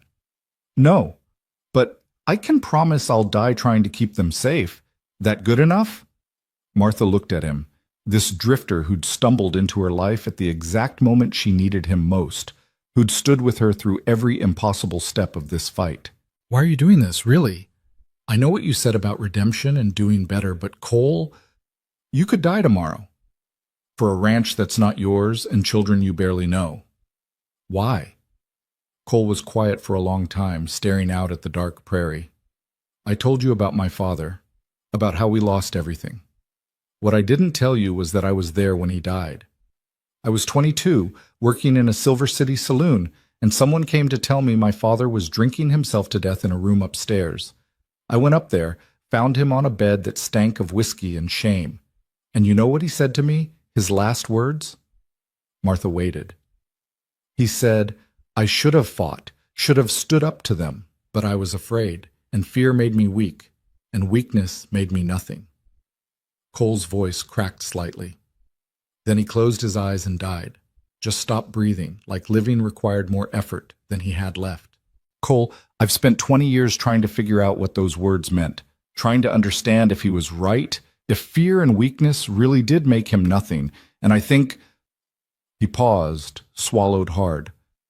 I think he was wrong. Fear doesn't make you nothing. Giving up does. Letting the fear win without even fighting, that's what makes you nothing. Martha reached out, took his hand. His fingers were calloused and rough, warm despite the night chill. You're not nothing, Cole Ryder. Neither are you, Martha Caldwell. He squeezed her hand gently, then released it. Come on.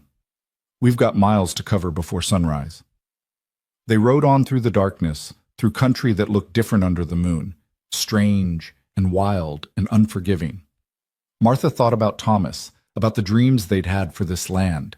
She thought about her children, probably asleep in the cabin, trusting that Mama would come home and make everything right. She thought about Crow and his ledgers and his hired guns, about the coming confrontation that would decide everything. And she thought about Cole's father, dying in a whiskey-soaked room with regret on his lips. Fear doesn't make you nothing. Giving up does. Martha straightened in her saddle, ignoring the screaming protests of her body. She wasn't nothing. She was a widow fighting for her children's future.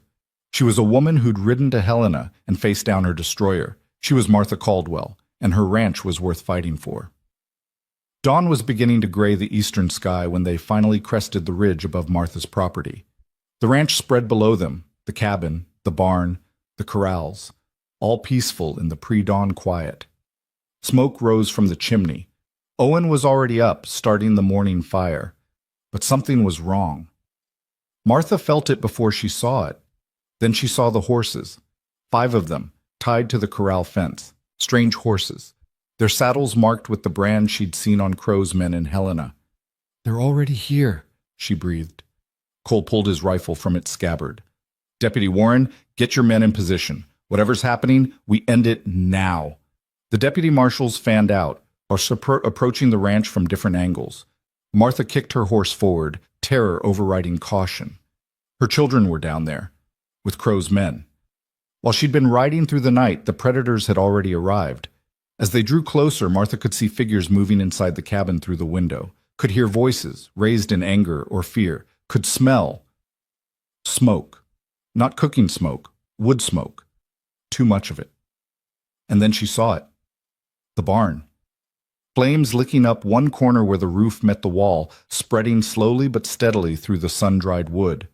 They were burning her out. Martha spurred her horse into a full gallop, all caution abandoned. Behind her, Cole shouted something, but she couldn't hear past the roaring in her ears. The barn was burning. Her children were trapped inside the cabin. And Silas Crow's hired killers were making their play. The war for her ranch had begun. Martha's horse thundered into the yard, dirt spraying as she hauled back on the reins.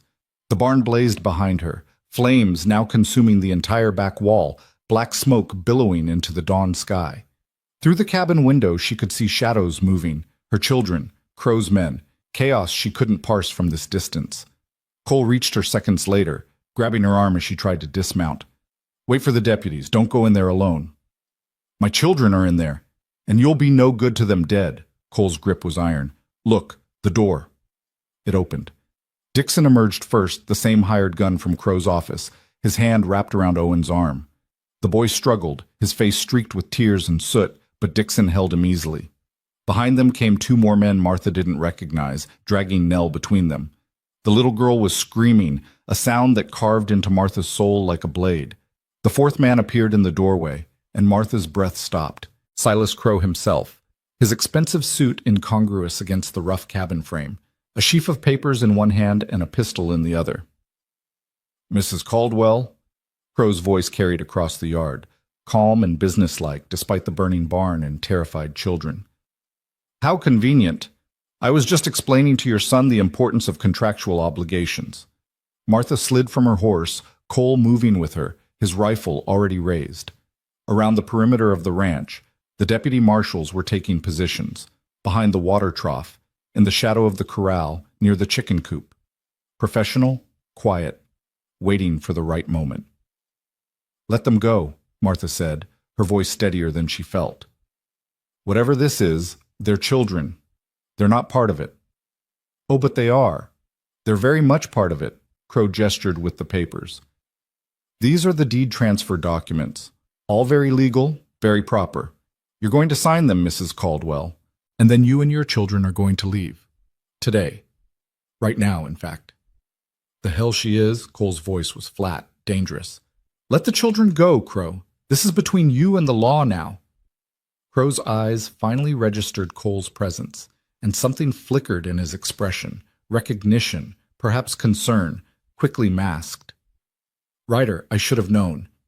You always did have a habit of inserting yourself where you don't belong." "Funny. I was thinking the same about you. This is private property, my property as of—" Crow checked his pocket watch. "Approximately 3 minutes ago when I exercised the foreclosure clause. Mrs. Caldwell missed her payment deadline." "The deadline was 12 days away," Martha said. "Was, but the terms allow for immediate foreclosure in cases of property abandonment. You left your homestead unattended for 2 days. That qualifies." Crow smiled. "I did warn you to read the fine print." Deputy Marshal Warren stepped out from behind the water trough, his badge catching the firelight. "Silas Crow, you're under arrest for fraud, extortion, arson, and intimidation of witnesses." Crow's men tensed, hands moving toward weapons. Dixon jerked Owen harder, making the boy cry out. The men holding Nell tightened their grip. I don't think so, Marshal. Crow's pistol shifted, not quite pointing at the children, but making the threat clear. I think you're going to stand down, all of you. Because if you don't, well, accidents happen around children. Tragic, but unavoidable in situations like this. Martha's vision tunneled. She could see nothing but her children's faces, Owen trying to be brave despite his terror, Nell sobbing for her mother. The fire crackled and roared behind them all, consuming the barn Thomas had built with his own hands. You wouldn't, she whispered. I would. I have. Ask the Henderson widow about her youngest daughter. Crow's expression was utterly calm. Oh, wait, you can't. Sarah Henderson is buried in the Silver Bow Cemetery. Died in a house fire. Very sad. Very accidental. Cole's rifle barrel lowered an inch. You son of a bitch. Careful, Ryder. Your righteous anger won't save these children if bullets start flying. Crow held out the papers toward Martha. Sign. Now, or I give the word and my men make this very messy. Martha looked at the papers, at Crow's smug face, at her children held hostage by violence and greed. Every fiber of her being screamed to sign, to save them, to end this nightmare, even if it meant losing everything Thomas had built. What was a ranch compared to her babies? What was land compared to their lives? But then Owen spoke, his voice thin but clear. Don't do it, Mama. Don't let him win. Shut up, boy. Dixon cuffed Owen across the head, and Martha lunged forward before Cole could stop her. Crow's pistol came up, pointing directly at her chest. Far enough. Martha froze, 5 feet from her son, so close she could see the red mark blooming on his cheek, close enough to see Nell's corn-husk doll on the ground where she'd dropped it, trampled and forgotten. Owen's right, though.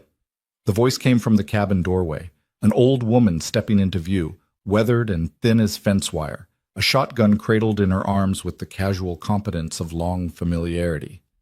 You shouldn't let him win, Martha. Martha's heart lurched. Mrs. Mercer? Edith Mercer, the widow from the neighboring ranch 15 miles east, the woman who'd brought soup after Thomas's funeral and hadn't been seen since. She smiled, and it was fierce.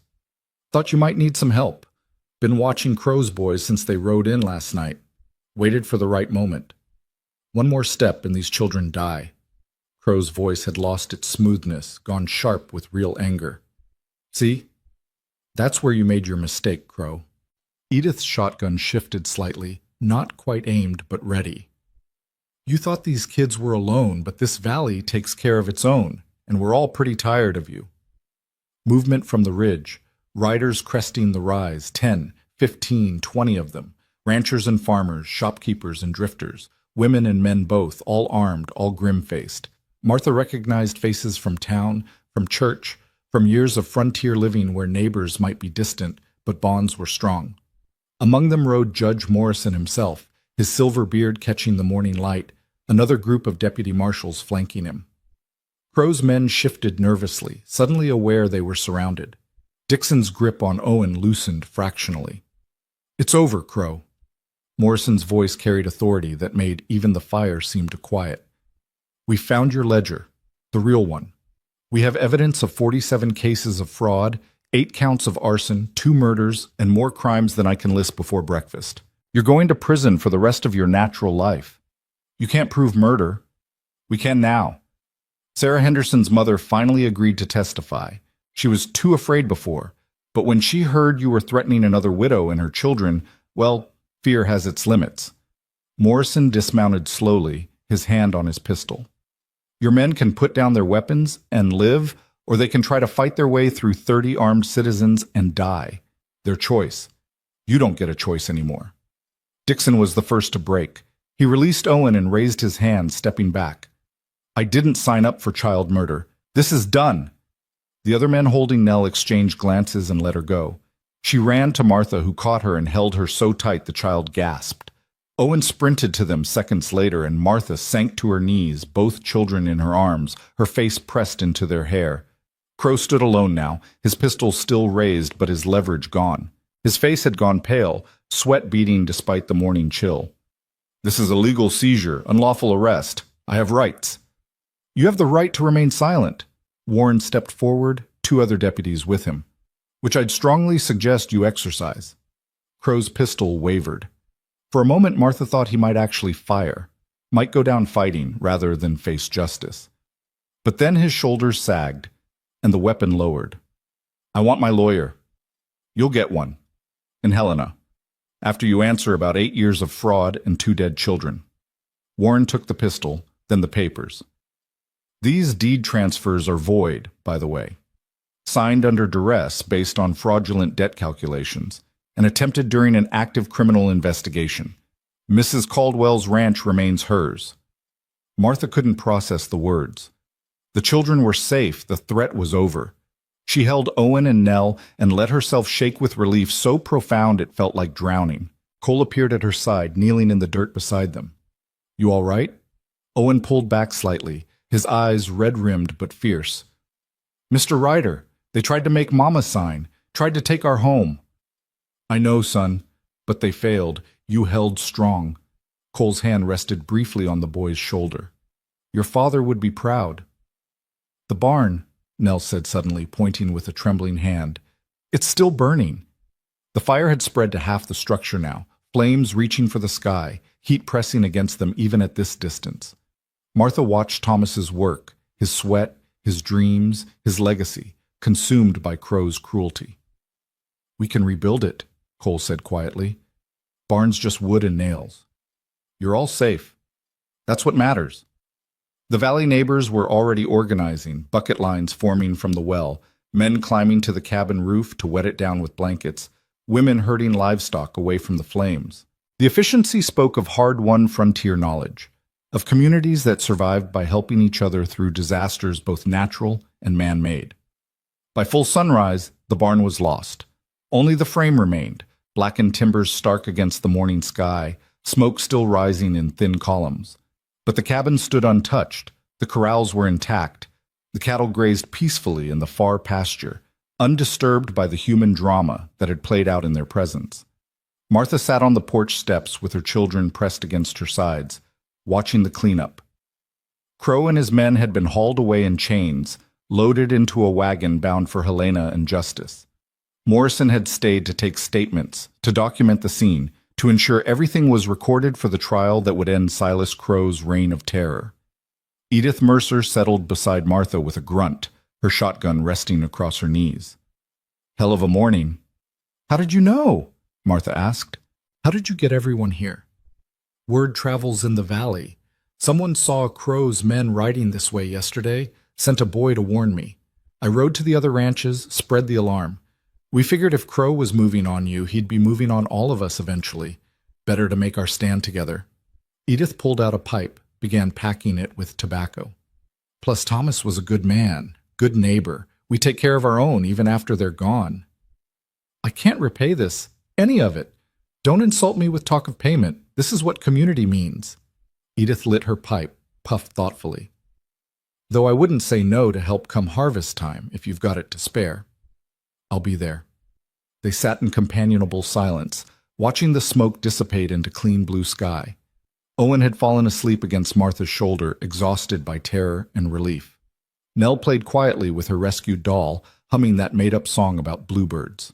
Cole approached from where he'd been helping clear debris, his face smudged with soot, his shirt soaked with sweat despite the early hour.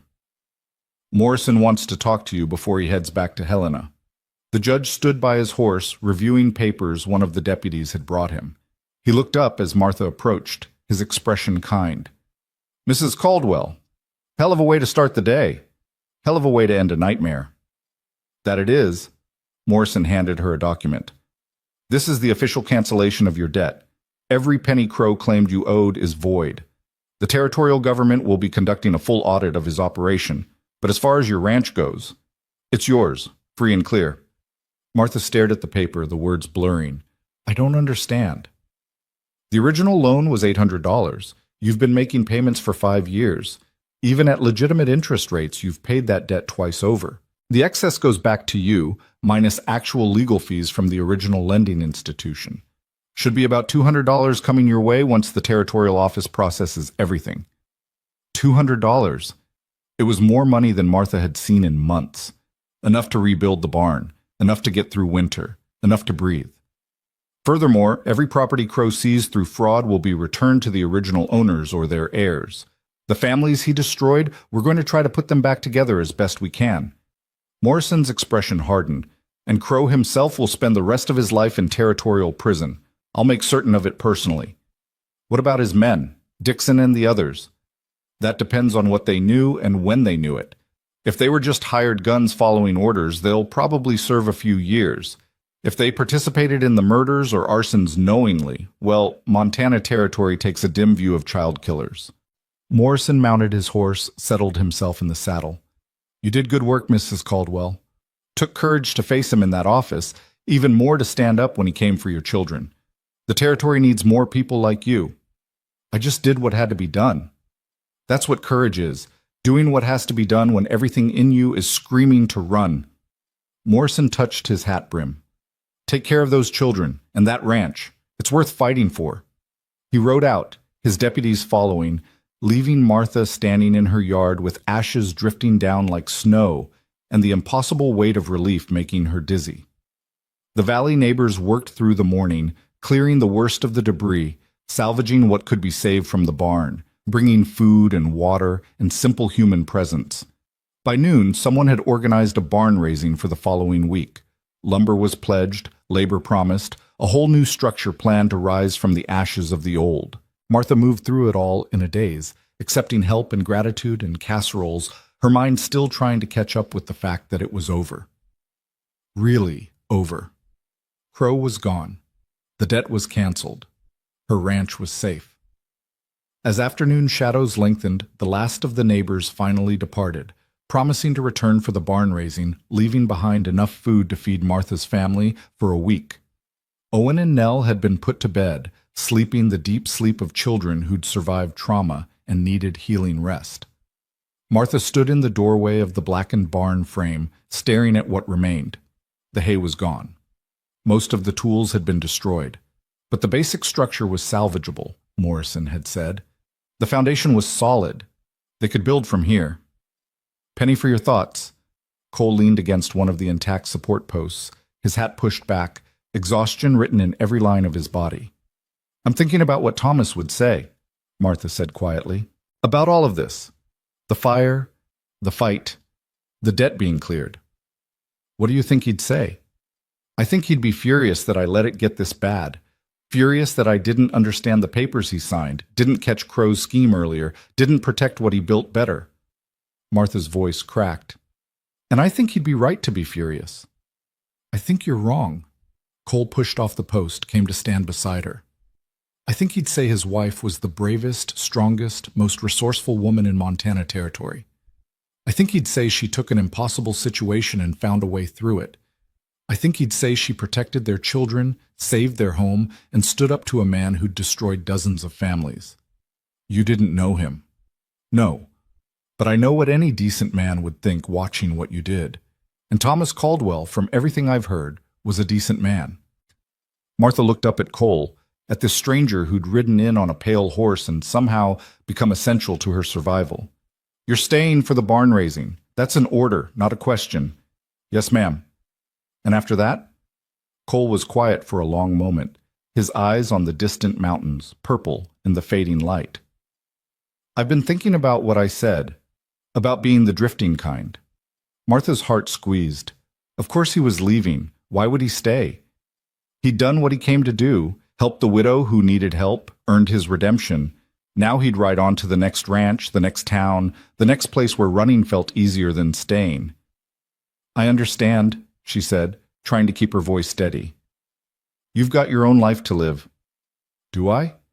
Cole turned to face her fully. Because I'm not sure I do anymore. Not one that makes sense, anyway. I've spent 20 years moving, and where has it gotten me? Older, no wiser, still carrying my father's last words like stones in my pockets. Cole? I lied to Owen. When he asked if I was staying, I told him I was a drifter. But truth is, I'm tired of drifting. Tired of walking away from places that might become home if I gave them a chance. His voice dropped lower. Tired of walking away from people who might become family if I let them. Martha's breath caught. What are you saying? I'm saying this ranch needs someone who knows how to fix fences and patch roofs and handle cattle. I'm saying those children need someone who can teach Owen to shoot straight and help Nell learn her letters. I'm saying... He stopped, took a breath. I'm saying you shouldn't have to do this alone anymore. Not if you don't want to. I barely know you. You know I'll stand when others run. You know I'll fight for what's right, even when it's dangerous. You know I care about you and your children enough to risk my life for them. Cole's eyes were steady on hers. What else do you need to know? Martha thought about Thomas, about the love they'd built over 15 years of marriage, about the way he'd held her on their wedding night, promising forever, about the children they'd made together, the dreams they'd shared, and she thought about the fact that Thomas was gone, that forever had ended in a shallow grave by the creek, that holding on to his memory so tightly meant closing herself off from any future that didn't include him. I loved my husband, she said carefully. I know. And I'll always love him. There'll always be a part of my heart that belongs to him and what we had. I wouldn't want it any other way. Cole's voice was gentle. I'm not asking to replace him, Martha. I'm asking to stand beside you as we both figure out what comes next. The sun was setting now, painting the sky in shades of amber and rose and deep purple. The ranch lay quiet around them, scarred by fire but still standing, still theirs. Stay, Martha said. Not as a drifter passing through, not as hired help. Stay as... She searched for the right word, the one that captured what this could be. Stay as partner. Help me run this ranch, raise these children, build something that lasts. You sure? No. I'm terrified. But I'm also tired of being alone, tired of pretending I can do everything myself. Martha managed a small smile. And Owen already likes you better than he likes me most days. Cole's answering smile was real, warm, transforming his weathered face. Then I guess I'm staying. They stood together as darkness settled over the valley, two people who'd found each other at exactly the moment they both needed finding. It wasn't the romance of storybooks. It was something more honest than that, partnership born of shared hardship, respect earned through crisis, and the simple recognition that some fights were better fought together. The barn raising happened the following Saturday, the entire valley turning out with lumber and nails and determined goodwill. By sunset, the frame was up, the roof half shingled, the promise of completion visible in the structure rising from the ashes. Children ran between the workers, including Owen and Nell, their laughter a sound Martha had thought she might never hear again. Cole worked alongside the other men, his movements sure and practiced, his quiet competence earning nods of approval from ranchers who'd spent lifetimes judging character by how a man handled a hammer. During a water break, Edith Mercer sidled up to Martha and gestured at Cole with her chin. That one's a keeper. We'll see. Already seeing, if the way he looks at you is any indication. Edith's eyes twinkled. Thomas would approve, you know. He'd want you to be happy, to have help, to not carry everything alone. You didn't even know Thomas that well. Knew him well enough. Good man, good neighbor, good father. Men like that don't leave behind instructions to mourn forever. They leave behind hope that the people they loved will keep living, keep building, keep choosing joy when they can find it. Martha watched Cole helping Owen measure a board, the boy's face serious as he tried to do it exactly right, Cole's patience evident in the way he guided without taking over. It's too soon. People will talk. People always talk. Question is whether you let that stop you from living. Edith patted Martha's arm. Life's short and hard out here. Grab happiness where you find it. By the time the barn was finished 2 weeks later, walls solid, roof tight, fresh paint bright against the Montana sky, something had shifted. Not just in the physical landscape of the ranch, but in the emotional one. Cole had a bedroll in the barn, but he took meals at the cabin table. He taught Owen to ride properly, to handle livestock, to think 3 steps ahead when working the land. He carved Nell a new doll from cottonwood, painted its face with careful strokes, presented it with a ceremony that made the little girl glow. And he talked to Martha. Really talked. About his childhood in Missouri, about the years of drifting, about the mistakes and regrets and small moments of grace that had kept him human through all of it. She told him about her family in Ohio, about choosing Thomas over security, about the fear and joy of frontier life. They didn't rush into anything, didn't make grand declarations or promises they weren't ready to keep. Just moved forward one day at a time, finding their rhythm, building something new from the rubble of what had been lost. 3 months after the fire, on a cool autumn morning when the aspen leaves had turned to gold and the air smelled of coming winter, Cole appeared at the cabin door with something in his hand. Martha was kneading bread, her hands white with flour, when he knocked. "Got something for you," he said, suddenly awkward in a way she'd never seen him. "What is it?" He opened his palm. Nestled there was a ring, simple gold, worn smooth with age, clearly valuable despite its plainness. "It was my mother's. Only thing of hers I kept. I know it's too soon, I know you might not be ready, but I wanted you to have it. Not necessarily as a proposal, just as a promise that I'm here, that I'm staying, that when you are ready, if you're ever ready, I'll be waiting." Martha stared at the ring, her heart doing complicated things in her chest. It was too soon. Everyone would talk. What would Thomas think? But Thomas was gone. And Cole was here. And her children were happy for the first time since their father died. And she was happy, or at least the closest to happy she'd been in months. Was that enough? Was that worth reaching for? She held out her hand, flower and all. Cole slipped the ring onto her finger. It fit perfectly, as if it had been made for her. "I'm not asking for an answer today," he said quietly. "Just asking you to think about it. About a future where you're not alone, where the children have someone to help raise them, where this ranch has 2 people fighting for it instead of 1. "I don't need to think about it." Martha looked up at him, at this good man who'd stumbled into her life and chosen to stay. "Yes? Yes, you'll think about it, or, yes, I'll marry you, when you're ready to ask properly, when the children are ready, when it feels right instead of rushed." She smiled. "But yes, the answer's yes." Cole pulled her into his arms, careful of the flower, and kissed her forehead with a tenderness that made tears spring to her eyes. "Thank you." "For what?" "For giving me a reason to stop running." They married the following spring, in a simple ceremony beside the creek where Thomas was buried. It felt right somehow, to start this new chapter in the presence of the man who'd come before. Owen stood up with Cole as a kind of best man, his chest puffed with importance. Nell scattered wildflowers, singing under her breath. Judge Morrison performed the ceremony, his voice carrying authority and warmth in equal measure. Edith Mercer and half the valley stood witness, their presence a reminder that community had saved Martha when she'd been at her lowest point. "Do you, Martha Caldwell, take this man to be your lawfully wedded husband, to have and to hold from this day forward?" Martha looked at Cole, at the life they'd already started building together, at the future stretching ahead of them, uncertain but no longer terrifying. "I do." "And do you, Cole Ryder, take this woman to be your lawfully wedded wife, to have and to hold from this day forward?" "I do."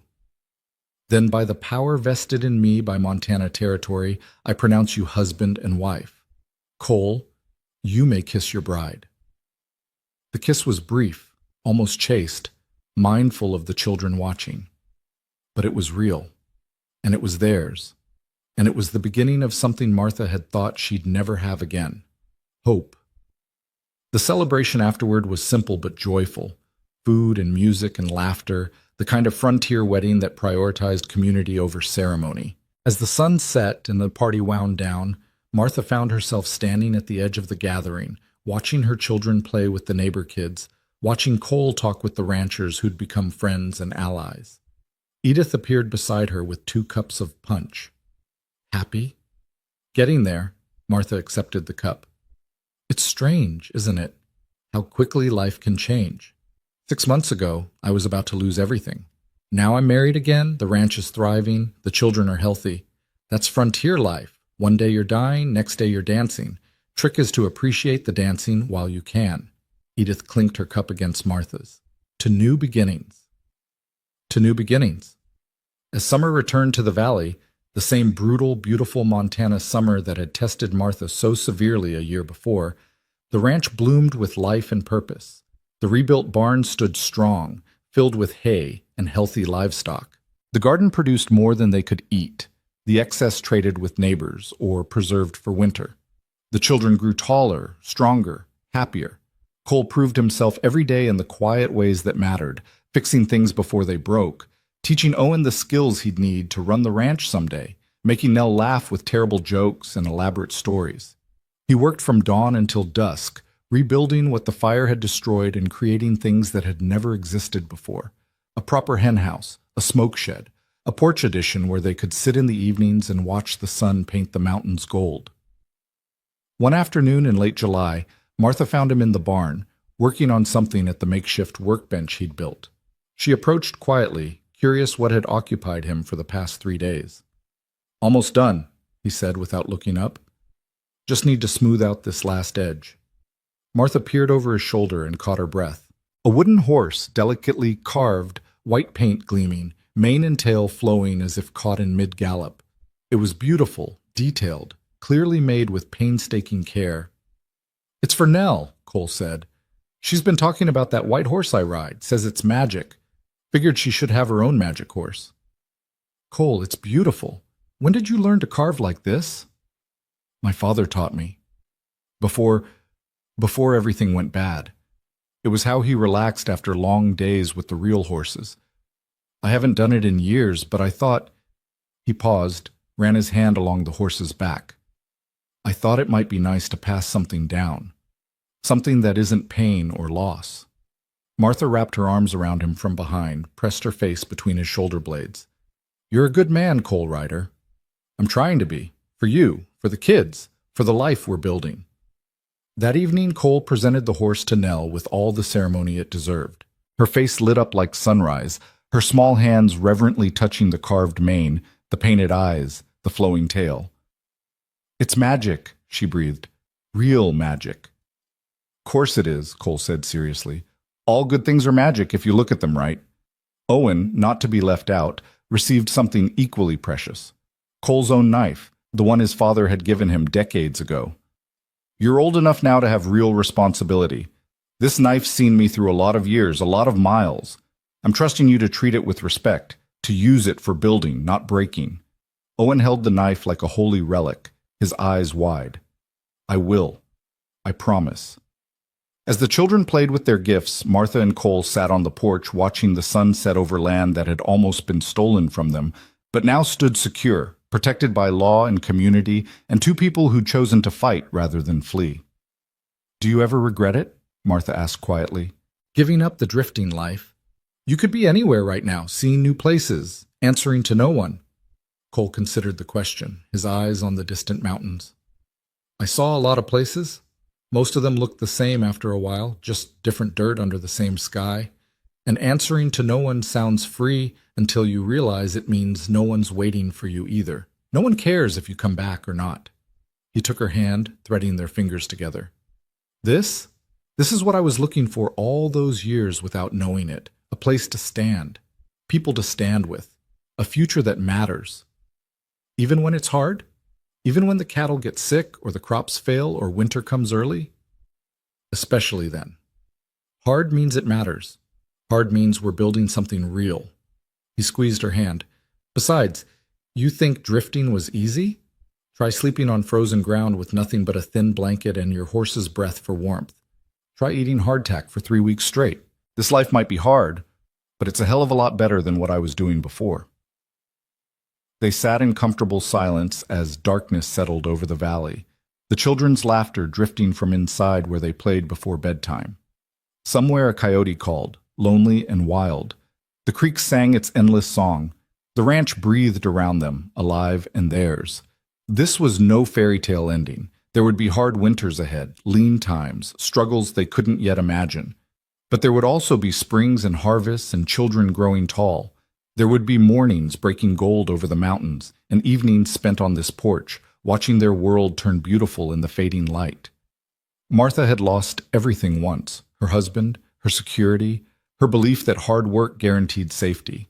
She'd nearly lost her home, her children, her will to keep fighting. But she'd found something too. She'd found strength she didn't know she possessed.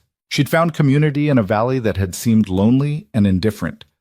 She'd found a partner in a drifter who'd stopped drifting. And she'd found, against all odds and all sense, that life could begin again even after it seemed to have ended, that love could bloom in ashes, that hope could survive fire. The burning summer had passed. What rose from its remains was sweeter for having been tested, stronger